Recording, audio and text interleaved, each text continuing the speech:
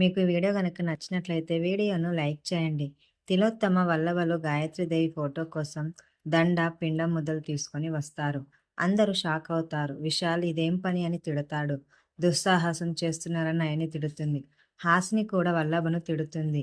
అమ్మ మీరేదో ప్రయోగం చేయాలనుకుంటున్నారని అర్థమైంది.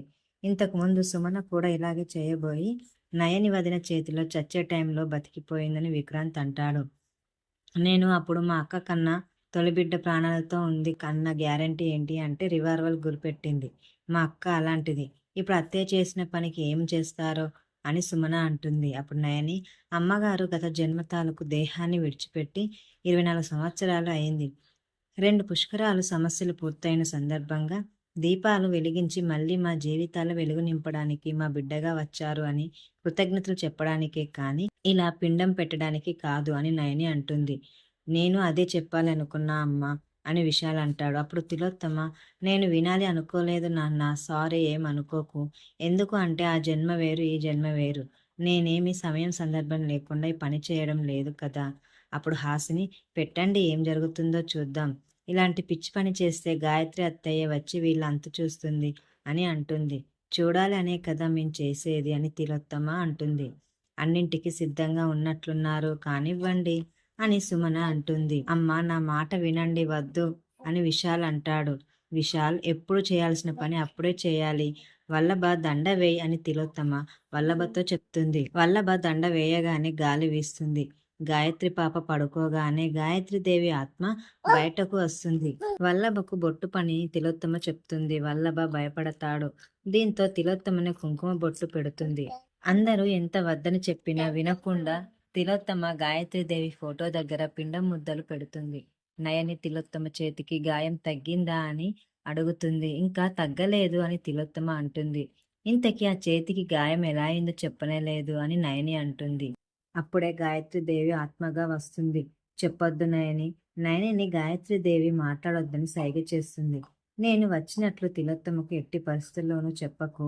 నేను రావాలి అని తను ఇదంతా చేస్తుంది. రూపం మార్చుకున్న తిలోత్తమకు నా నుంచి మరణగండం అని తెలుసు. పునర్జన్మలో నా రూపం గుర్తుపట్టలేక నా ఆత్మ ప్రత్యక్షమైతే కుడి చేతితో దాడికి పాల్పడాలి అని తన కుట్ర అని గాయత్రీదేవి ఆత్మ చెప్తుంది. అప్పుడు తిలోత్తమ, గంటలమ్మ చెప్పినట్లే దండ వేసి పిండం పెట్టాను.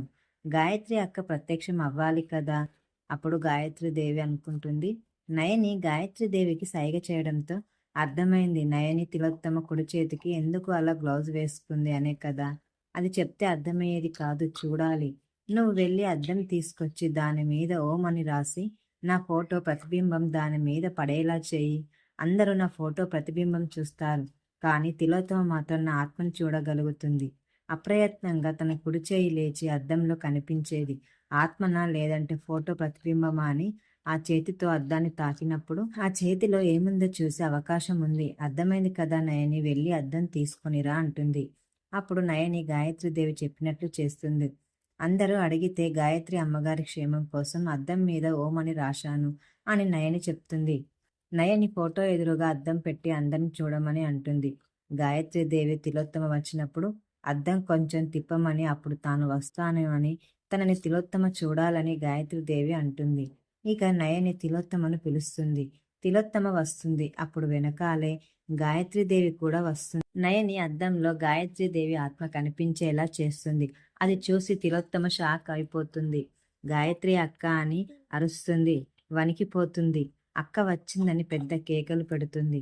ఇక గాయత్రీదేవి చెప్పినట్లే తిలోత్తమ తెలియకుండా కుడిచేయి లేస్తుంది. ఇక తిలోత్తమ వెనక్కి తిరిగి చూస్తుంది.